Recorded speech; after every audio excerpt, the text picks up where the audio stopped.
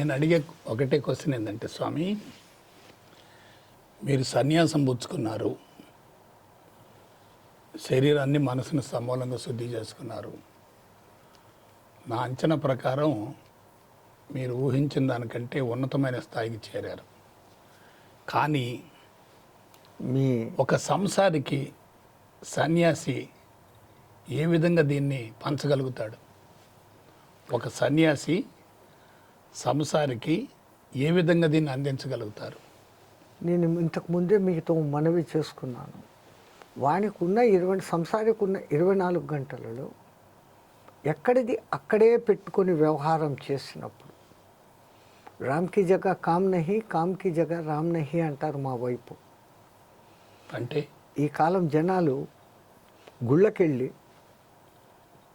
అని కోరికలే కోరుతున్నారు.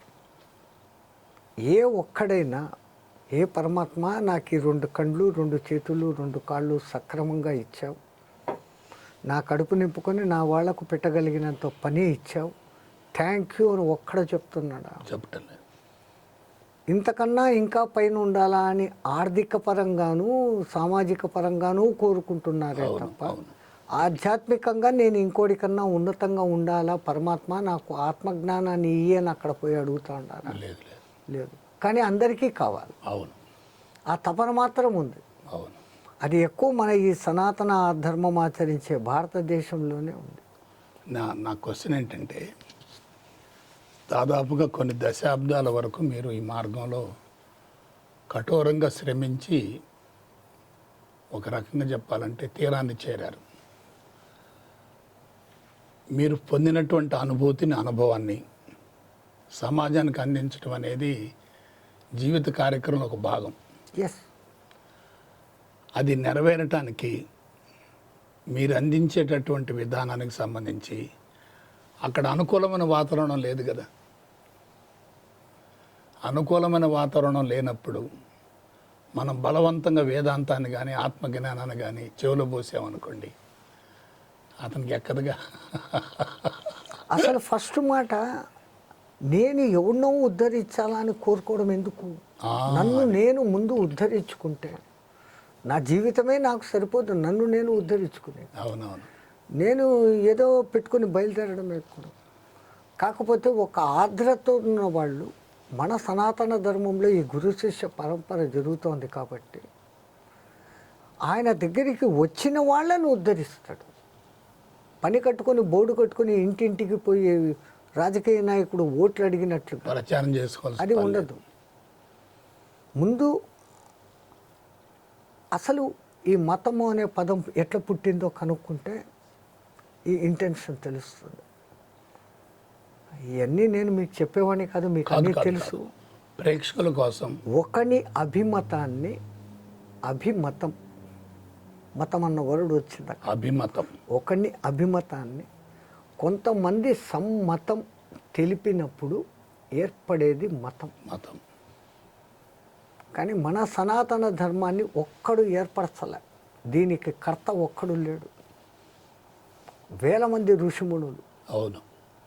వాళ్ళు వాళ్ళ జీవితంలో తరచి చూసి చూసి చూసి ప్రొద్దున్నే లేస్తే ఈ బెనిఫిట్, ఇట్లా లేయాలా, ఇట్లా ఉండాలా, ఈ పనులు చేయాలా, ఈ ఉచ్చారణ చేస్తే శరీరంలో ఈ పార్ట్స్లో వైబ్రేషన్స్ వస్తాయి. షట్చక్రాలలో ఉన్నటువంటి అక్షరాలను వేటిని ఏ మంత్రాలు చదివితే ఏ వైబ్రేషన్స్ వస్తాయి, దాని మూలంగా శరీరం లోపల ఉన్న వాటిని నియంత్రిస్తున్న అంగాలు ఏమున్నాయి, అవి ఎట్లా యాక్టివేట్ అవుతాయి. మానవుడు ఆయు, ఆరోగ్య, ఐశ్వర్యం అనే ఈ అకారత్రయాన్ని ఎక్కువ కోరుకుంటాడు. పాడైపోయేదానికి కకారత్రయం కూడా వానికి తయారుగా పక్కనే ఉంది. కకారత్రయం, కీర్తి, కాంత, కనకం. కనకం. పరమాత్ముడు ఈ 2 ఛాన్సులు నీకు ఇచ్చి అవును తెలివి అనేది ఇచ్చాడు. What to do, how to do, ఎందుకు అవుతుంది, ఎట్లయితుంది అని కనుక్కునే విచక్షణ జ్ఞానం ఒక్క మానవుడికి ఎక్కువ ఇచ్చాడు. వాటికంతా ఆహారం చేసుకునేకి, సంసారం చేసుకునేకి ఇచ్చాడు. మనకి ఇచ్చినంత విచక్షణ జ్ఞానం పరమాత్ముడు ఇంకొక జీవికి లేదు. ఇవ్వలే. దాన్ని వాడుకొని what to do, how to do, when to do, ఇచ్చేసుకుంటే అయిపోయింది. అంటే ఇది ఇవాళ ఉన్నటువంటి ఉరుకుల పరుగుల జీవితంలో మధ్యతరగతి కుటుంబాల యొక్క ఆర్థిక లోటులో ప్రతి ఒక్కళ్ళు కూడా ఒత్తిడిని విపరీతంగా పెంచుకుంటున్నారు. అది ఆర్థికానికి అనివార్యమైంది. ఆధ్యాత్మికతకు సంబంధమే లేదు. ఇప్పుడున్న మీరు అంటున్నట్లుగా ఒక ఆధ్యాత్మిక సంస్థ పెట్టి మెంబర్గా చేరాలంటే ఇన్ని వేలు అని చెప్తున్నట్టు వరస్ట్. అది ఆధ్యాత్మికం కాదు. కాదు కాదు ఆధ్యాత్మికానికి డబ్బుతో సంబంధం లేదు, సంబంధం లేదు. పేదరికంతో సంబంధం లేదు. కుచేలుడు ఎటువంటి వాడు? కృష్ణుని అనుగ్రహం పొందగలిగాడు. అవును మీరా ఏమో మహారాణి, అవును ఆఖరికి రోడ్ల మీద బిచ్చగత్తగా తిరగలిగింది. అవును ఈ డబ్బుకు ఆధ్యాత్మికతకు లింకే లేదు. లేదు లేదు. ఆర్థిక వ్యవహారం ఏం సంబంధం లేదు. అంటే విషయం ఏంటంటే స్వామి, ఈ ఋషి సాంప్రదాయం కానీ సనాతన ధర్మం కానీ ఇంత ఉన్నతమైంది అయినప్పుడు ఇవాళ ఉన్నటువంటి కాలమాన పరిస్థితులలో మన దేశమే అన్ని విధాల బలహీనంగా కనపడుతుంది. కొన్ని విషయాల్లో మన దేశస్తులు ఒకప్పటికన్నా ఇప్పుడు భారతదేశం వైపు తలెత్తి అందరూ చూస్తున్నారు. అది భవిష్యత్తులో జరగచ్చు. ఇప్పుడే చూస్తున్నారు, జరిగి తీరుతుంది. అది వాస్తవమే. మీలాంటి వాళ్ళు, ఆ మోడీ లాంటి మహానుభావుడు ఆ యోగా డే అనేదే తెప్పించగలిగాడు. చాలా గ్రేట్ అది. యోగా డే అని తెప్పించగలిగినాడు. చాలామంది ఇంతకుముందు దురభిప్రాయంలో ఉండి యోగా అంటే అది ఏదో భారతదేశానికి సంబంధించిన ఒక విద్య, హిందూ మతం అని వాళ్ళు పేరు పెట్టి పిలిచి పెట్టారు. ఓంకారం కూడా చదవని ఇలా. అది విశ్వానికి సంబంధించింది. అవును ఓంకారము అది కూడా ఈ తెలియకుండా వీళ్ళందరూ ఓ అనేసి చేసేస్తున్నారు. అవును అకార ఉకార మకార అర్ధమాత్ర ఇతి ఓంకార అని వేదంలో మళ్ళీ వీళ్ళే అంటూ ఆ పలికేది మట్టుకు ఓ అంటున్నారు. అవును వద్దు అనే ఓన, ఓడా అనే దాంట్లో ఓన మీరు పలుకుతూ ఉండేది ఔం. ఔషధము అని రాస్తారు చూడండి, ఔ దాని పక్కన సున్నా పెట్టండి, పలకండి, మీకు తెలియకుండానే 3 అక్షరాలు వచ్చేస్తాయి. ఔం. ఈ ఆ అని పలికినప్పుడు మీ నోరు ఇంత ఉంది, ఊ అన్నప్పుడు ఇంత అయినది, అన్నప్పుడు మూసుకునింది. ఆ అన్నది మీ స్థూల శరీరము జాగృత్ అవస్థ, ఊ అన్నప్పుడు మీ నిద్రావస్థ సూక్ష్మ శరీరం, సుషుప్తి అన్నప్పుడు సుషుప్తి. సుషుప్తిలోనే మనము తెలియని ఆనందం అనుభవిస్తున్నాం. ఒక మనిషి 6 గంటలు నిద్రపోతే 5 గంటల 15 నిమిషాల సేపు కలలు వస్తాయి. 45 మినిట్స్ సౌండ్ స్లీప్. వాడు పొద్దున్నే లేచి I had a very sound sleep అంటున్నాడు. వీడు నిద్రపోయినాక వీడికి దాటిపోతే వేరే వాడికి తెలుస్తా లేదు. బట్ పొద్దున్న లేచి ఈ మాట అనగలుగుతున్నాడంటే 4వది అయిన తురియం అక్కడ పనిచేస్తుంది. కాకపోతే ఆడ పొందిన పీస్ రెస్ట్, శరీరం అంతా సంపూర్ణ విశ్రాంతి తీసుకున్న భావన కలిగి I had a very sound sleep అని అంటున్నాడు. లేచిన తర్వాత అనుభూతి కలుగుతుంది. ఆ 20 మినిట్స్ ఆ అనుభూతి వీడు అనుభవించడంలే. దాన్ని మీరు అనుభవించండిరా, నిత్యము అనుభవించండిరా అని పెద్దలు మన పూర్వీకులు మనకి ఈ ఔం చెప్పినారు. ఎప్పుడైతే మీరు ఔం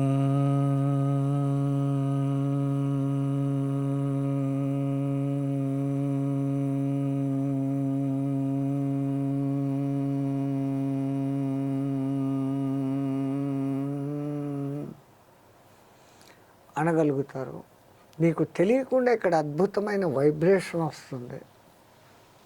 రెండవది, ఆ శబ్దాన్ని మీరే వింటూ పోతే అది ఒక నల్ల గండు తుమ్మెద తిరుగుతున్న శబ్దంగా వినపడుతుంది. Correct correct correct. అది భ్రామరీ శక్తి, అమ్మవారి భ్రామరీ శక్తి. మన పూర్వీకులు ఏది చేసినా దాని వెనకల వాళ్ళు ఎన్నో ప్రయోగాలు చేసి ఎన్నో తరాలు దాన్ని శోధించి నేను ఇంతవరకు చేసిన నువ్వు చేయని అందించి తరాలు అందించి ఇట్ ఈస్ ఫైనల్ అని ఒక జస్టిఫికేషన్ చేసి ఇచ్చారు. ఏది కన్క్లూజన్కి వచ్చిన తర్వాత ఇచ్చారు. అందుకే వేదం ఖచ్చితంగా ఇది చెయ్యి ఇది చేయొద్దు అని ఉత్తే చెప్పేస్తుందే తప్ప దానికి ఎలాబరేషను కథ ఎగ్జాంపుల్స్ ఎక్కడా లేదు. బ్రహ్మసూత్రాలు ఉంది, అదాతో బ్రహ్మ జిజ్ఞాస ఒక్క మాట అనేసింది, ఒక వర్డ్. ఇంకా దానికి ఏం ఎలాబరేషన్లు పాడుపడదేశం వేయలే. ఆ తర్వాత బ్రహ్మ జిజ్ఞాస మొదలుపెట్టు.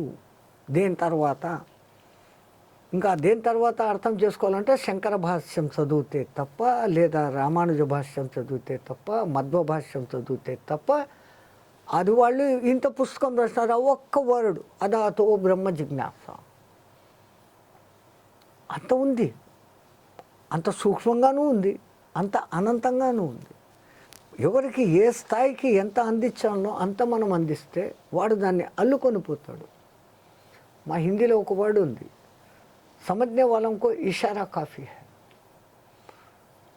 తీగా పోతూ ఉంటుంది, వాడికి కొంచెం ఎక్కడైనా అల్లిచ్చేకి మీరు కొంచెం అట్లా ఎక్కియండి, ఆ తర్వాత వాడే తీసుకొని పోతాడు, అదే తీరిపోతుంది. మనం అందించే ప్రయత్నం చేస్తాం, ఆ తర్వాత వాళ్ళ అదృష్టం. ఇప్పుడు నా కీలకమైనటువంటి ప్రశ్న ఏమిటంటే, స్వచ్ఛమైన సన్యాసి జీవితాన్ని మీరు అనుభవిస్తున్నారు, దానిలో ఎటువంటి అనుమానం లేదు, సందేహం లేదు. ఒక సంసార జీవితానికి సన్యాసి జీవితానికి మధ్య సమాంతర రేఖలాగా ఉన్నాయి. సన్యాసి జీవితం, సన్యాసి ఏది పొందుతున్నాడో దాన్ని సంసారి కూడా పొందగలడు అని నేను చెప్తున్నాను. అంటే సన్యాసి అన్నా ఫెయిల్ అయిపోతాడేమో, సన్యాసి ఖచ్చితంగా సక్సీడ్ అవుతాడు. సన్యాసి సక్సీడ్ అవుతాడు, సంసారి సక్సీడ్ అవుతాడు. సన్యాసి ఫెయిల్ కావచ్చునేమో, సంసారి ఫెయిల్ కాడు. ఎందుకే మాకు సన్యాసులకు నియమం, ఇండ్లలో సన్యాసి ఉండరాదు. వాడు వచ్చి భిక్ష చేసుకొని ఆ భిక్ష తిన్నాక 4 మంచి మాటలు చెప్పి వాళ్ళు ఇచ్చిన దక్షిణ తీసుకొని బయటకు వచ్చేయాలి, ఇంట్లో ఉండకూడదు. బట్ సంసారులు మా ఆశ్రమాలకు వచ్చి నెలలు ఉండవచ్చు, ఎన్నాళ్ళు ఉన్నా సంసారికి విరక్తి రాదు. అవును.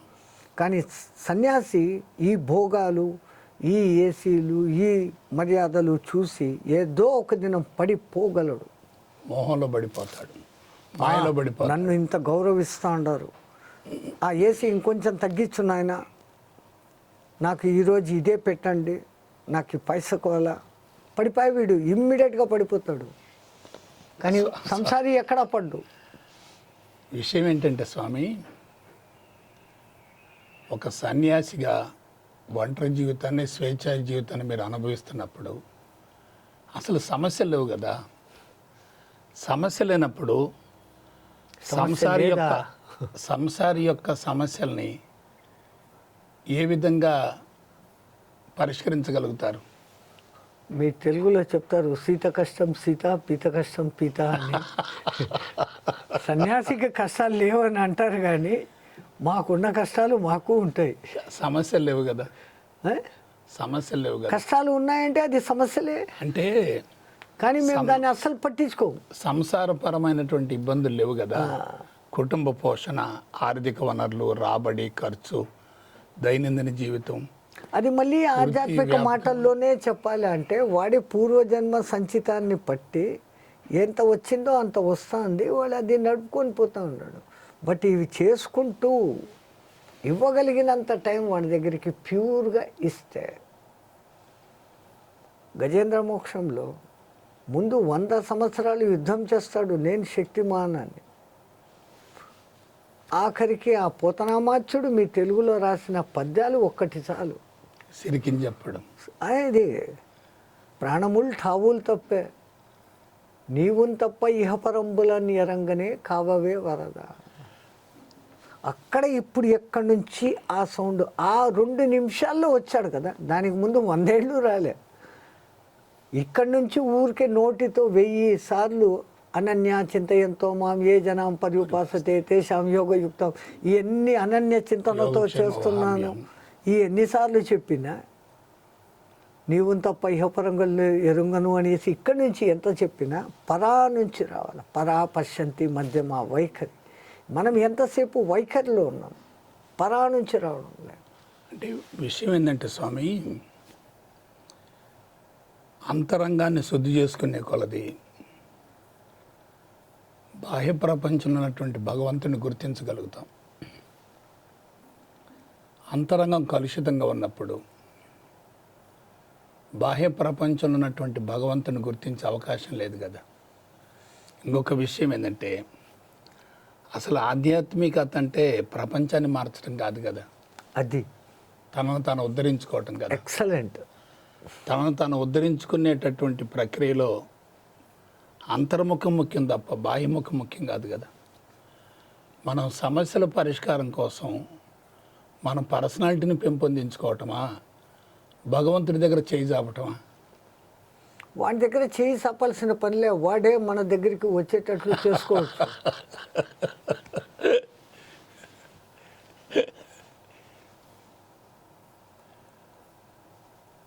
ఇప్పుడు మీ ఇల్లు ఒక గది ఉంది.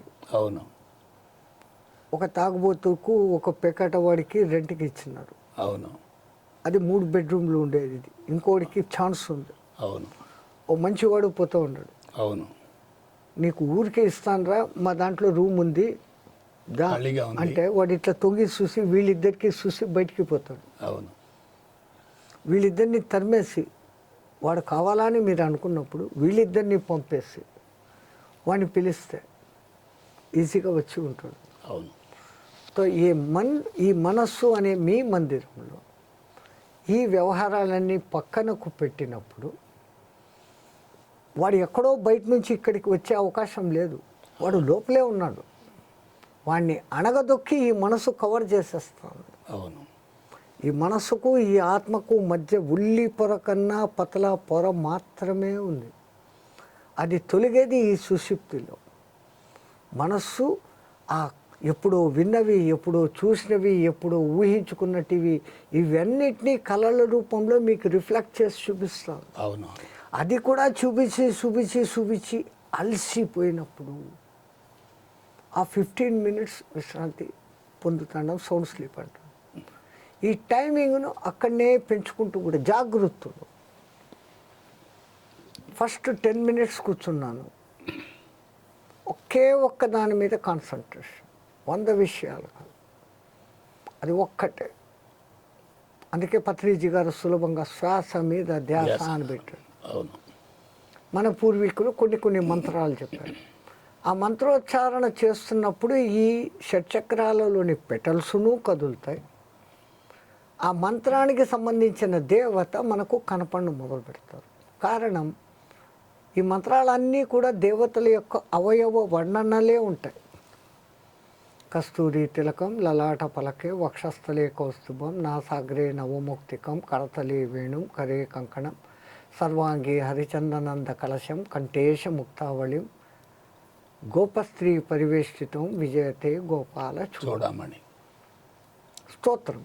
కానీ దీంట్లో ఇప్పుడు ఇది ఇమాజిన్ చేసుకుంటూ చూస్తే ఎవరో ఒక మహానుభావుడు ఇట్లా నామం పెట్టుకుని ఉన్నాడు, చేతిలో వేణు ఉంది, ఆ వేణు పట్టుకున్న చేతికి కంకణం ఉంది, ఇక్కడ ఒక ముక్కెర ఉంది, ఇక్కడ ఒక హారం ఉంది, వక్షస్థలంలో ఒకటి ఉంది, ఒళ్ళంతా గంధం పూసుకొని ఉన్నాడు, చుట్టూ గోపస్త్రీలు ఉన్నారు. ఒక దిక్కు మంత్రం చదువుతోంది, ఒక దిక్కు వాని రూపం చూస్తున్నారు. మీ మనస్సు పక్కకు పోయే ఛాన్స్. అక్కడ ఒక ఇది ప్రమాదం ఉంది స్వామి. ఎప్పుడైతే ఇమాజినేషన్కి వెళ్తామో అది పరధ్యానాన్ని దారితీస్తుంది, బాహ్యముఖ ప్రయాణం అవుతుంది. ఇక్కడ అంతరంగ శుద్ధికి అది అవరోధం అవుతుంది స్వామి. అసలు ఈ అంతరంగం అనేదే 2 అద్దాలు. అవును. ఇక్కడ సంకల్పాలు జరుగుతుంటే సంకల్పానికి వ్యతిరేకంగా ఇక్కడ వికల్పాలు జరుగుతూనే ఉంటాయి. అవును. నేను ఢిల్లీ పోవాలా ఒక సంకల్పం, ప్లేన్లోనా కార్లోనా విధానం ఏ విధంగా దీంట్లో మళ్ళీ ఫస్ట్ క్లాస్ రిజర్వేషన్ దొరుకుతుందా, సెకండ్ క్లాస్ దొరుకుతుందా, ఈ డబ్బులు ఖర్చు పెట్టకుండా ఎవడైనా స్నేహితుడు ఎవడైనా పోతానాడా, వాణి కారులో పోతాడామా, ఎన్ని వచ్చినాయి. జస్ట్ మై ఢిల్లీకో జానా హై, ఈ ఒక్క మాట ఎన్ని వికల్పాలు వచ్చినాయి. ఎప్పుడైతే ఒక శ్లోకం చదువుతున్నామో దీనికి ఈ పని ఇచ్చినాం, ఈ శ్లోకంలో ఉన్న వర్ణన ప్రకారం ఆ రూపాన్ని ఇక్కడ ఊహిస్తున్నాం. అది that imagination it self is abduction అంటారు, పరధ్యానం. పరధ్యానం లేకపోతుంది. ఎప్పుడైతే అక్కడ ఏదో ఒకటి ఉందనుకుంటామో ఉమ్. ఈ అంతరంగ శుద్ధి మీద దృష్టి ఉండదు స్వామి. ముందు నిరాకారానికన్నా ముందు ఈ సాకారాన్ని చూస్తూ పోయి ఈ కృష్ణునిది ఈ పొద్దు శ్లోకం చేస్తే కృష్ణుడు కనపడినాడు, రేపు రత్నసాను సరాసరం రజతాద్రి శృంగ నికేతనం సింజినీకృత పన్నగేశ్వర అంబుజోదయ కసాయకం క్షిప్రదుగ్ధ పురత్రయం త్రిదశాలయైరవివందితం చంద్రశేఖర మాశ్రయ అంటే వాడు చంద్రశేఖరుడు అని నాకు కనపడా. ఓహో నిన్న వాడు కనపడినాడు, ఈ పొద్దు ఈడు కనపడినాడు. It is our own creation. Yes. మళ్ళీ రేపు అంబ పూజ చేసి అవును, అంబ నవ అంబుజోజ్వలకర అంబుజ చంద్రుడు నాంగని ఏదో అన్నాను, అవన్నీ మళ్ళీ ఇక్కడ నాకు కనపడినాయి. అవును, ఇట్లా చూసి వెక్స్ ఇవి అన్ని వెనకల నేను అనుకుంటున్నట్టే ఇవి, వీటన్నిటి వెనకల ఒక నిరాకార తత్వం ఉంది అనే స్థితికి చేరుకుంటాం. ఇప్పుడు నేను గమనించిన ఒకే ఒక నగ్న సత్యం, ఒక విషయం చెప్తాను. ద్వైత విశిష్టాద్వైతాల్లో ఇరుక్కుంటే అద్వైతాన్ని అందుకోవటం అసాధ్యం. అద్వైతం తప్పు, క్షమించాలి మీరు. అద్వైతం నుండి ద్వైత విశిష్టాద్వైతాన్ని అనుభవించవచ్చు కదా. సపోజు ఒక సంస్థలో ఇరుక్కోనో, ఒక బౌండరీలో ఉండో, ఒక రూపాన్నో నామాన్నో పటాన్నో విగ్రహాన్నో పెట్టుకొని కూర్చున్నాం అనుకోండి, అది ద్వైత విశిష్టాద్వైతాల్లో ఇరుక్కొని పోయే విధంగా చేస్తుంది కదా. ఇక అద్వైతాన్ని ఎట్లా అందుకుంటారు? నేననేది అద్వైతం స్టాండర్డ్ అంటారా మీరు? కాదు. అద్వైతంలో శంకరాచార్యుల వారు ప్రధానంగా వాడేది ఈ 4 గొప్ప వేద వాక్యాలలో ఒకటైనటువంటి తత్వమసిని వాడతారు ఆయన. ఎస్. ఆ తత్వమసి అని వాడడంలోనే 3 ఉన్నాయి. ఒకతను మీకు అంటున్నాడు అది నీవు అయి ఉన్నావు, తత్వము అసి చెప్తున్నవాడు ఉన్నాడు, అది ఉంది, నీవు ఉన్నావు, ముగ్గురైంది అక్కడ. అవును. అద్వైతం ఎట్లయింది? కాదు. అక్కడ ఏంటంటే ఋగ్వేదం ద్వైతంతో కొనసాగింది, అది కేవలం దేవతా స్థుతులు ఉంది. యజుర్వేదం అక్కడ అనేక మంది ఇంద్రుడు, వగ్నుడు, వాయువు వీళ్ళందరిది ఉన్నాయి, ఇండివిజువల్స్గా ఉన్నాయి. అవును. బ్రహ్మ విష్ణు మహేశ్వరులు అక్కడ చాలా తక్కువ. ఋగ్వేదంలో ఉన్న మంత్రాలు అన్నీ కూడా ఇంద్ర అగ్ని వరుణ వాయువులు. ఇంద్ర అంటే మనం సినిమాల్లో చూపించే ఇంద్రుడు కాదు, ఇంద్రియాలకు అధిపతి అయిన మనస్సు అనే ఇంద్రుడు. ఇప్పుడు నా పర్సనల్ ఎక్స్పీరియన్స్ చెప్తా స్వామి. నా దగ్గర నా ఎక్స్పెక్టేషన్ ప్రకారం 6 లక్షల మంది మంత్రోపదేశం తీసుకున్నారు. అచ్చా, ఎంత గొప్ప విషయం. 6 లక్షల మంది. ఎందుకంటే మీరు ముందు మీ మనోని దారుఢ్యత చెందారు, మీ సంకల్పం అత్యంత మంచిది. నేను నా మూలంగా ఇంకో 10 మంది బాగుపడితే చాలు బాబు, నేను బాగుపడ్డాను, నేను ఉన్నట్టు ఇతరులు ఉండాలా అన్నటువంటి ఒక మంచి సంకల్పం ఉన్నప్పుడు పరమాత్మ సహకరిస్తాడనే దానికి ఇదే ఉదాహరణ. అయితే అక్కడ విషయం ఏంటంటే స్వామి,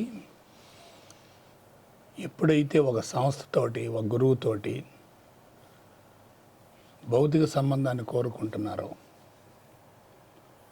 వాళ్ళు మరలా ఇతర సంస్థల్ని ఇతర గురువుజుల్ని వ్యతిరేకిస్తుంటారు. చాలా తప్పు. వీళ్ళు ఇరుక్కుపోతున్నారు. మనం ఒక రూపాన్ని కానీ నామాన్ని కానీ పటాన్ని కానీ వ్యక్తిని కానీ గురువుని కానీ స్వామీజీని కానీ ఇలా ఇమేజిన్ చేసుకుంటూ కూర్చున్నాం అనుకోండి, అదొక చట్రంలో ఇరుక్కుపోయినట్లు. కరెక్ట్. ఇప్పుడు ఎక్సలెంట్ స్వామి. నీళ్ళు మేము పానీ అంటాం, అవును. వాడు వాటర్ అంటాడు, అవును. తమిళనాడు వాడు తన్ని అంటాడు, తన్నీరు అంటారు, మలయాళం వాడు వెల్లం అంటాడు, అవును. మరాఠీ వాడు పినాచ పానీ అంటాడు, అవును. బెంగాలీ వాడు పేయోషో జల్ అంటాడు. అవును. ఇది నాకు తెలిసినట్టు. ఇంకా మిగతా ప్రపంచంలో ఏ భాష వాడు వాని పేరుతో పిలుస్తున్నాడు. అవును. ఇంతకు అది ఏంటి? అవును, ఒకటేగా. దాని పేరేంటి? దానికి పేరు లేదు. లేదు. It is hour creation. ఆ నీళ్లను మీరు కూజాలో పోస్తే అది కూజా షేప్, అవును. గ్లాస్లో పోస్తే గ్లాస్ షేప్, అవును. పీపాలో పోస్తే పీపా షేప్, అవును. దానికి షేప్ లేదు. అవును. దాంట్లో మీరు పసుపు కలిపినారు, పచ్చ రంగు. మిరప్పొడి వేసినాడు, ఎర్ర రంగు. ఎరుపు రంగు అవుద్ది.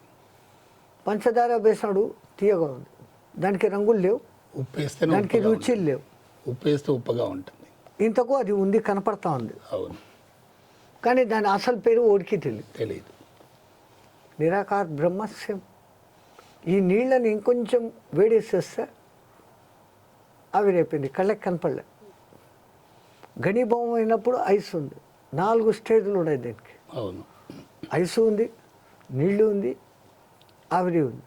ఆవిరిని వేడి చేస్తే ప్లాస్మా అనే 4th స్టేజ్ పోతుంది. మీరు సైంటిస్టులు, మీకు తెలుసు. అవును. దాని అణువులన్నీ హైడ్రోజన్, ఆక్సిజన్ మొత్తం డిసోసియేట్ అయిపోతాయి. దూరం అయిపోతుంది. అవును. మళ్ళీ అది ఉన్నట్లా లేనట్లా కనపడతా ఉంది. ఇప్పుడు ఇవాళ ఆధ్యాత్మిక సంస్థలు పెరుగుతున్నాయి, ఆధ్యాత్మిక విధానాలు పెరుగుతున్నాయి, అందించేవాళ్ళు పెరుగుతున్నారు, అందుకునే వాళ్ళు కోట్ల సంఖ్యలో ఉన్నారు. కానీ ద్వైత విశిష్ట అద్వైతలు ఇరుక్కొని పోయినప్పుడు అతనికి స్వేచ్ఛ రాదుగా, మోహబంధాలు ఏర్పడతాయి. అది కూడా ఒక సర్కిలే. సర్కిలే. నేను అద్వైతానికి చెందినవాడిని, నేను ద్వైతానికి చెందినవాడిని, నేను విశిష్ట అద్వైతానికి చెందినవాడిని. కరెక్ట్. నేను ఈ 3 కాదు, ఆ 4 వేద వాక్యాలలో అధర్వణ వేదం చెప్పే హైమాత్మ బ్రహ్మ, ఆయమాత్మానం బ్రహ్మ, ఇది కరెక్ట్. అంటే అవి 3 లేనిది ఇది లేదుగా. కాదు, ఆ 3 తప్పు అని తెలిసిపోతుంది. అది అది అది అహం బ్రహ్మస్మి అన్న మాటలో అహం ఉంది. ప్రజ్ఞానం బ్రహ్మ అన్న చోట కూడా లేదు, అది కూడా వాడవలసిన వరడే. అవును. ఈ తత్వమసి, ఈ అహం బ్రహ్మస్మి రెండిట్లో కూడా నేను ఉన్నాను. నేను లేని 2 పదాలు ప్రజ్ఞానం బ్రహ్మ, ఆయమాత్మానం బ్రహ్మ. మీలో ప్రబలమైన జ్ఞానం పెరిగిపోయే కొద్దీ ఈ ఆత్మనే బ్రహ్మము అన్న నిశ్చయానికి మీరు వస్తారు. దానికోసం అవసరం ప్రబల జ్ఞానం కావాలి. ప్రజ్ఞానం బ్రహ్మ, ప్రబలమైన. ఒక విషయం ఏంటంటే, మీరు ఒక గురువు సన్నిధిలో ఉండి, ఒక ఆశ్రమంలో ఉండి, సంస్కారాలు పరిణతి చెందకముందే ఈ మార్గంలో బలీయంగా స్థిరపడిపోయి కుండల శక్తి జాగృతం చేసుకొని ఎంతో కొంత మేరకు మీరు మీ అనుభవాన్ని ప్రపంచానికి చూపించగలుగుతున్నారు. ఇదే విధానాన్ని ఒక గృహస్థికి అప్లై చేయటం సాధ్యం అవుతుందా? అది నాకు చెప్పండి. ఖచ్చితంగా నియమబద్ధమైనటువంటి సాధన. నేను చెప్పానే, వాడు 24 గంటలు మాలాగా చేయాల్సిన పని అవసరం లేదు. Half an hour in the morning, half an hour in the afternoon, half an hour in the night or evening. త్రిసంధ్యలని మన పెద్దవాళ్ళు ఒక నియమం పెట్టారు. త్రికాల సంధ్య. ఆ సూర్యకిరణాలు ఆ సంధ్యలలో వచ్చేటప్పుడు ఆ టయానికి వీడి బాడీలో వాటిని రిసీవ్ చేసుకునే కెపాసిటీ వేరేగా ఉంటుంది. కాబట్టి అప్పుడు మాత్రమే